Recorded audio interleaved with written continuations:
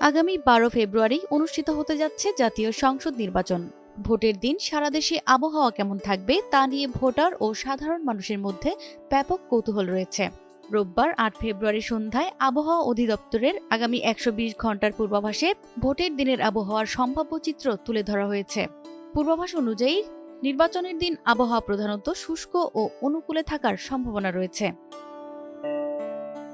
আবহাওয়া অফিস জানিয়েছে, আগামী ১২ ফেব্রুয়ারি সারা দেশে আকাশ অস্থায়ীভাবে আংশিক মেঘলা থাকতে পারে, তবে কোনো বৃষ্টির সম্ভাবনা নেই।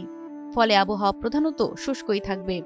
তাপমাত্রা পর্যালোচনায় দেখা গেছে, ওই দিন সারা দেশেই রাতের তাপমাত্রা সামান্য বাড়তে পারে এবং দিনের তাপমাত্রা প্রায় অপরিবর্তিত থাকতে পারে।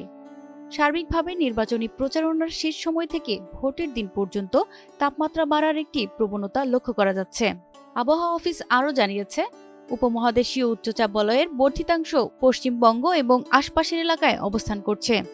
মৌসুমের স্বাভাবিক লঘুচাপ দক্ষিণ বঙ্গোপসাগরে অবস্থান করছে, যার একটি বর্ধিতাংশ উত্তর পূর্ব বঙ্গোপসাগর পর্যন্ত বিস্তৃত রয়েছে। এর প্রভাবে বর্তমানে সারা দেশে আকাশ আংশিক মেঘলা থাকলেও বৃষ্টিপাতের সম্ভাবনা নেই। তবে ভোরের দিকে দেশের নদী অববাহিকার কোথাও কোথাও হালকা থেকে মাঝারি ধরনের কুয়াশা পড়তে পারে।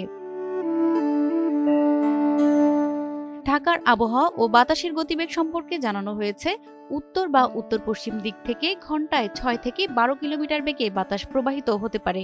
রোববার সন্ধ্যায় ঢাকায় বাতাসের আপেক্ষিক আর্দ্রতার পরিমাণ ছিল ৪০%।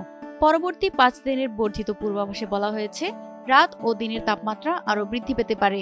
ফলে ভোটের দিন শীতের প্রকোপ কিছুটা কম থাকারই ইঙ্গিত দিচ্ছে আবহাওয়া অফিস। প্রতিমা সরকার, এনটিভি অনলাইন।